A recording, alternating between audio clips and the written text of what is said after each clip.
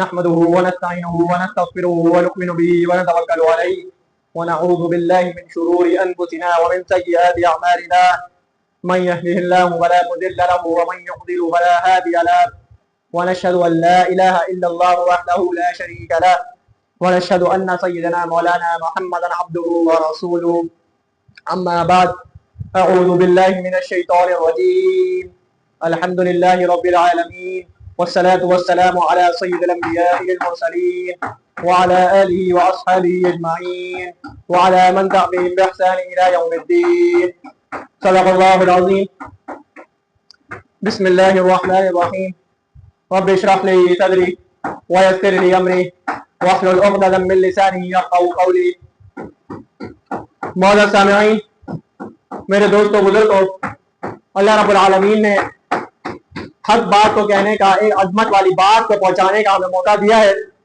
یہ بہت بڑا مرتبہ ہے کہ اللہ رب العالمین نے جو اس کاموں کے لیے لوگوں کو چنا ہے، جو اس کاموں کے لیے لوگوں کو چنا جاتا ہے وہ عظمت والے ہوتے ہیں، اللہ والے ہوتے ہیں۔ یہ تو اللہ رب العالمین ہی جانتے ہیں کہ ہم کتنا پانی میں تیر رہے ہیں۔ آپ سمجھتے ہوں گے کہ خود سے ہی تعریف کر رہے ہیں، نہ میں ان لوگوں کی تعریف کر رہا ہوتا ہوں جو دین کی خاطر کٹ بھی لیتے ہیں، مر بھی لیتے ہیں، اور عظمت دین کی خاطر، رسول اللہ صلی اللہ علیہ وآلہ وسلم کی خاطر کیا کرتے ہیں؟ بولو، دنیا سے چلے جاتے ہیں، شہید ہو جاتے ہیں۔ اب یہ ہمیں اس موضوع کے اوپر چلنا، اس موضوع کے اوپر دیکھنا اور تعلیمات محمدیہ صلی اللہ علیہ وآلہ وسلم کو لے کے آگے بڑھانا، یہ ہم سب کی ذمہ داری ہے، ہر فرد کی ذمہ داری ہے، ہر انسان کی ذمہ داری ہے۔ نبی کریم صلی اللہ علیہ وآلہ وسلم نے اپنے صحابہ کرام سے جب فرمایا تھا حجۃ الوداع کے موقع پر، غائبین جو ہیں، اب حاضرین جو ہے غائبین کو خبر کریں گے، حاضرین جو ہے غائبین کو خبر کریں گے، یہ بہت بڑا کیا ہے؟ بولو، مرتبہ ہے۔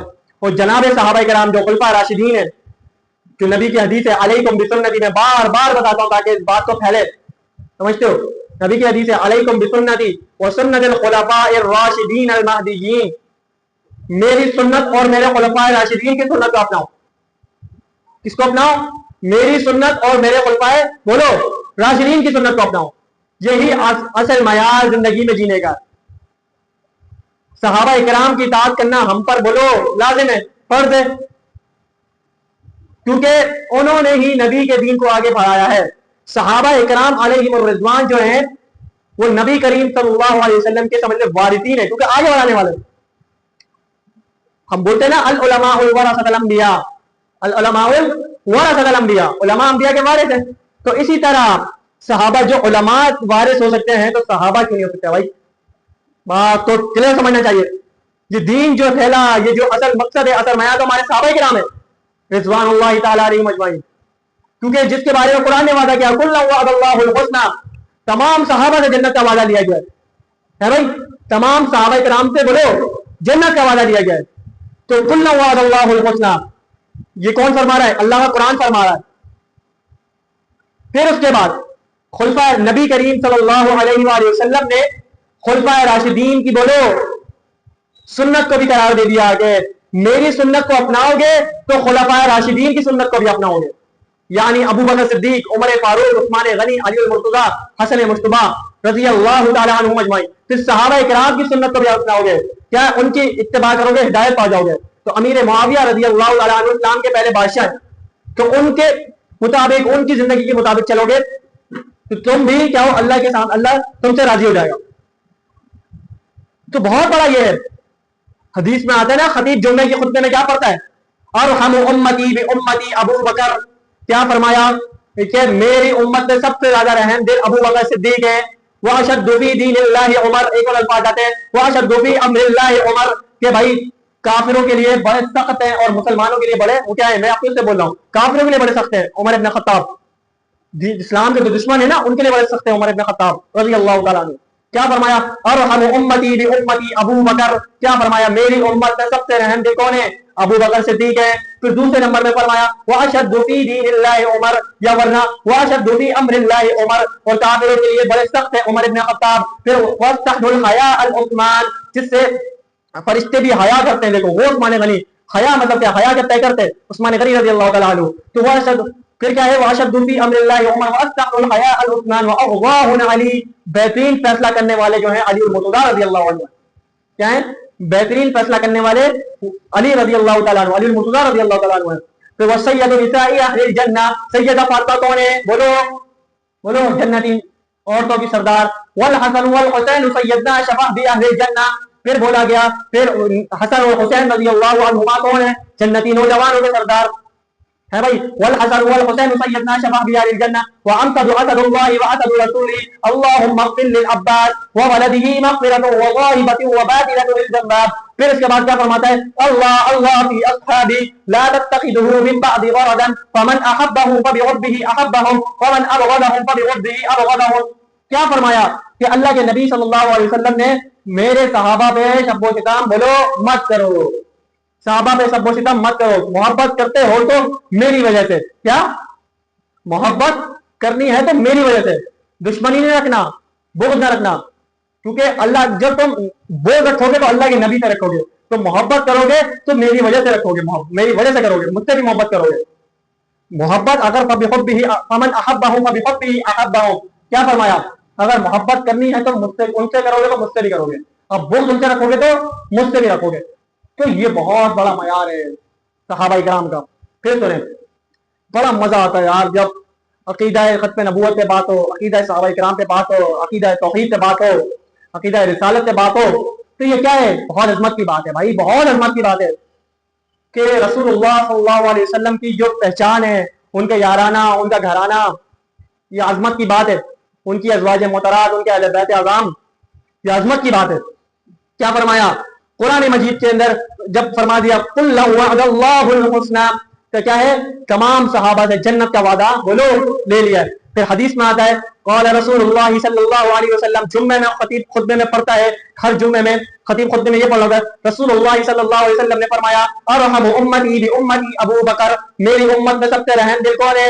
ابو بکر صدیق ہے. واشد فی دین اللہ عمر، میں نے جیسے بتایا ایک اور الفاظ ہے واشد فی امر اللہ عمر، کیا عمر ابن خطاب جو ہے، عمر فاروق رضی اللہ تعالیٰ عنہ جو ہے کافر میں بڑے حاوی ہیں. واستحن الحیاء عثمان، پھر فرمایا گیا کہ عثمان غنی تو بڑے حیادار ہیں، کیونکہ نبی کریم صلی اللہ علیہ وسلم بھی بڑی حیا کرتے تھے اور بولتے فرشتے بھی بڑے حیا کرتے تھے. پھر اس کے بعد علی المرتضی ہے واستحن الحیاء عثمان وغواہ علی، پھر اس کے بعد فرمایا گیا کہ آپ علیہ الصلوۃ والسلام نے فرمایا کہ علی جو ہے بہت عظمت کی طرف فیصلے لیتے ہیں اور حق کی تلوار اور بہترین فیصلے لیتے ہیں. پھر اس کے بعد وغواہ علی، پھر وہ سید نساء اہل الجنہ، کیا فرمایا میری بیٹی فاطمہ الزہرا رضی اللہ تعالی عنہا جو ہیں وہ کیا ہے بولو اور جنتی عورتوں کی سردار ہیں. والحسن والحسین سیدنا شفاء اہل الجنہ، پھر فرمایا گیا کہ میرے حسن اور حسین میرے نواز رسول جنتی نوجوانوں کے سردار ہیں. پھر اس والحسن والحسین سیدنا شفاء اہل الجنہ وامسد اسد اللہ واسد رسوله اللهم اغفر للعباس وولده مغفرة وظاهرة وباطنة لذات الذنب. پھر اس کے بعد کیا آتا ہے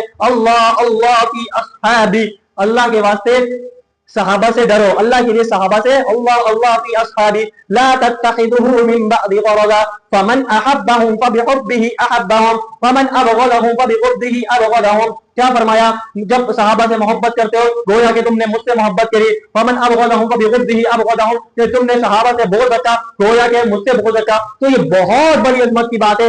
نبی نے قرآن، اللہ نے قرآن مجید میں بتا دیا اور نبی نے اپنے جو ہے زبان مبارک سے بھی دنیا کو بتا دیا. تو یہ بہت عظمت کی بات ہے، کیا معیار کی بات ہے، کیا مرتبے کی بات ہے. تو یہ کیا ہے، اس چیز کو ہم لوگوں نے پہلے سے سوچنا چاہیے، کانسیپٹ پہ بٹھا لینا چاہیے. ایسا نہیں کہ آپ جو بس اپنی مستیوں میں بھاڑ میں جائے جو بولتے ہیں نا، تو بھائی بستیوں میں تو اس چیزوں میں نہ رکھو. سمجھ لو دین کو سمجھنا ہے، دین کو سیکھنا ہے تو پراپر وے پہ سیکھو، ورنہ آپ کو پتہ ہی نہیں ہے کیا بول رہا ہے. سمجھتے ہوئے سمجھتے ہیں تو پراپر وے پہ بات کرنی ہے، پراپر وے پہ چلنا ہے. تو ہم لوگوں کو پہلے سے ہی اس بات کو کانسیپٹ پہ بٹھا لینا ہے ہم دین کو کس طرح لے کے چل رہے ہیں. اسلام کو آگے بڑھانا ہے تو اپنے آئیڈیل بنانے پڑیں گے، جو ہمارے آئیڈیل گزرے ہیں، جو ہمارے بولو آئیڈیل گزرے ہیں، اس چیز کو ہم لوگوں نے بولو دیکھنا ہوگا، جو ہمارے آئیڈیل گزر چکے ہیں. بات تو سمجھ میں آ رہی ہے نہیں آ رہی؟ آئیڈیل ہمیں بنانے ہوں گے. اگر ہم نے آئیڈیل کسی مطلب کے شاہ رخ خان کو بنا لیا انڈیا کے، یا پھر پاکستانی فیروز خان ایکٹر کو بنا لیا، یا فلاں کسی کو بھی آئیڈیل بنا لیا، تو پھر آپ کا تو سمجھ لے وہیں سے بربادی شروع ہو جائے گی. سمجھ لو اگر آپ نے اپنا آئیڈیل محمد الرسول اللہ کو بنایا صلی اللہ علیہ وسلم، یا اپنا آئیڈیل حضرت ابو بکر صدیق کو بنایا, عمر فاروق کو بنایا, عثمان غنی کو بنایا, یا علی المرتضیٰ کو بنایا, تمام صحابہ میں سے ایک صحابی کو بنایا, تو سمجھ لیں آپ جو ہے کامیاب ہو گئے.